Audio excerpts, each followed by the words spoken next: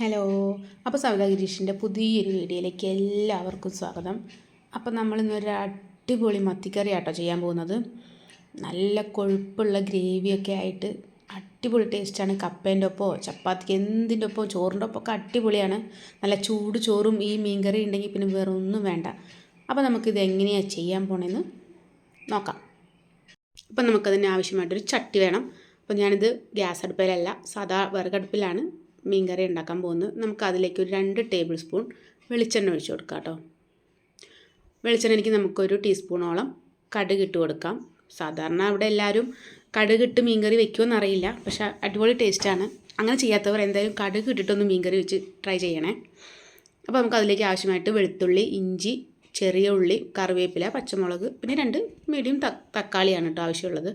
അപ്പോൾ കടുകൊക്കെ പൊട്ടിയതിന് ശേഷം നമുക്ക് ചെറിയ ഉള്ളിയും വെളുത്തുള്ളിയും ഇഞ്ചിയും പച്ചമുളകും കറിവേപ്പിലയും കൂടി നമുക്ക് വെളിച്ചെണ്ണയിലോട്ട് ഇട്ട് കൊടുക്കാം. എന്നിട്ട് നന്നായിട്ട് വഴറ്റണം കേട്ടോ.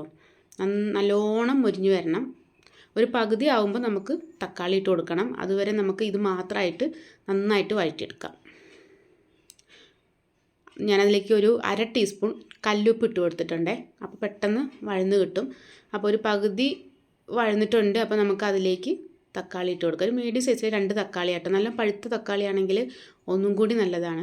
നല്ല പഴുത്ത തക്കാളിയാണ് ഇതിന് ടേസ്റ്റ് കിട്ടുക കേട്ടോ. തക്കാളിയൊക്കെ നന്നായിട്ട് വഴറ്റിയിട്ട് അത് ഉടയണം കേട്ടോ. അത് നമുക്ക് ഒന്ന് വെന്ത് കിട്ടുമ്പോൾ നമുക്കറിയാമല്ലോ. അപ്പോൾ നമുക്ക് ആ സ്പൂണും കൊണ്ട് തന്നെ നന്നായിട്ട് ഇതുപോലെ പ്രസ് ചെയ്ത് കൊടുത്താൽ അത് നന്നായിട്ട് ഉടഞ്ഞു കിട്ടും.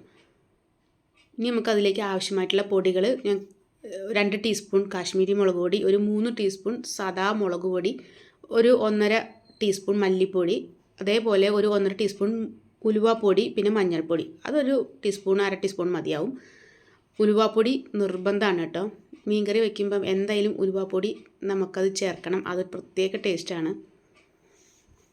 ഭയങ്കര പുകയാണ് കേട്ടോ അടുപ്പത്ത് വെച്ചത് കൊണ്ട്. നമുക്ക് ആ വെളിച്ചെണ്ണയിലിട്ടിട്ട് നന്നായിട്ട് ഈ പൊടികൾ മൂപ്പിക്കണം. നമുക്ക് ആ എണ്ണ തെളിഞ്ഞു വരുന്ന കാണുമ്പോൾ അറിയാം പൊടികൾ മൂത്തിട്ടുണ്ടെന്ന്. അതുവരെ നമുക്കത് നന്നായിട്ട് ഇളക്കി കൊടുത്ത് മൂപ്പിച്ച് റെഡിയാക്കണം. ആയി വരുന്നുണ്ട്.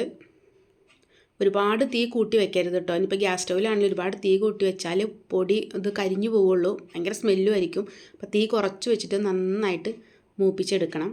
ഞാൻ ഇതിലേക്ക് പുളിക്കായിട്ട് ഉപയോഗിക്കുന്നത് വാളംപുളിയാണ്, കുടംപുളി ഉപയോഗിച്ചിട്ടില്ല. വാളംപുളി ഉപയോഗിച്ചിട്ട് ഈ മത്തിക്കറി ഇങ്ങനെ വെക്കുമ്പം നല്ല ടേസ്റ്റാണ്. അപ്പോൾ ചാറിനൊക്കെ നല്ല കൊഴുപ്പ് കിട്ടും.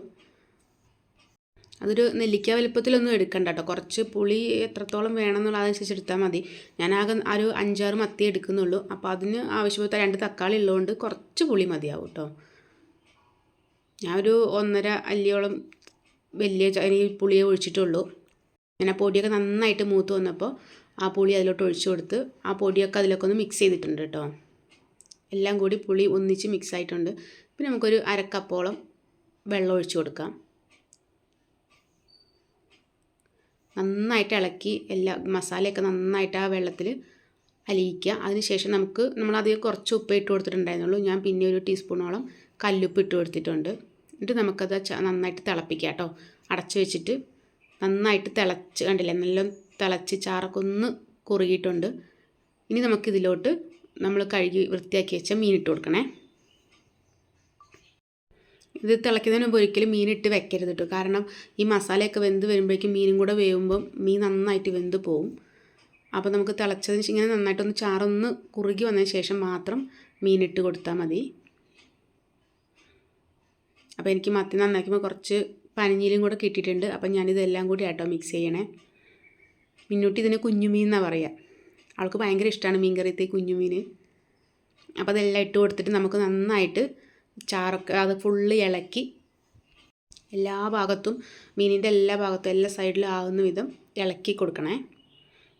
എന്നിട്ട് അത് നേരത്തെ വെള്ളത്തിൽ കറക്റ്റായിട്ട് വെക്കണം. പിന്നീട് നമുക്കിത് വെന്ത് കഴിഞ്ഞിട്ട് ഒരുപാട് നമ്മൾ കുത്തി ഇളക്കാൻ പാടില്ല. മത്തിയൊക്കെ ആയതുകൊണ്ട് പെട്ടെന്ന് വേവും, അതുപോലെ ഉടഞ്ഞു പോവും. അപ്പോൾ ഇതുപോലെ ആക്കിയിട്ട് നമുക്ക് അടച്ച് വെച്ച് ഒരു 5-6 മിനിറ്റ് വേവിച്ചാൽ തന്നെ നമുക്ക് വെന്ത് കിട്ടും. നമുക്ക് 5-6 മിനിറ്റ് കഴിഞ്ഞിട്ടുണ്ട്. പുകയും കൊണ്ട് ഒരു രക്ഷയില്ല, ഭയങ്കര പുകയാണ്. അപ്പം നമ്മൾ കൈ കൊണ്ട് ഇങ്ങനെ ചുറ്റിച്ചു കൊടുത്താൽ മതി കേട്ടോ. കണ്ടില്ലേ, അടിപൊളി കറിയാണ്. ചോറിന് ഇത് മാത്രം മതി. അപ്പോൾ എല്ലാവരും ഇതൊന്ന് ട്രൈ ചെയ്യണം കേട്ടോ. ഇങ്ങനെ അടിപൊളി ടേസ്റ്റാണ്. അപ്പോൾ എൻ്റെ വീഡിയോ ഇഷ്ടമായാൽ ലൈക്ക് ചെയ്യാനും കമൻറ്റ് ചെയ്യാനും സബ്സ്ക്രൈബ് ചെയ്യാനും മറക്കരുതേ. അപ്പോൾ നമുക്ക് പുതിയൊരു വിഭവമായിട്ട് വേറൊരു വീഡിയോയിൽ കാണാം. അപ്പോൾ അതുവരെ ഓക്കെ, ബായ്.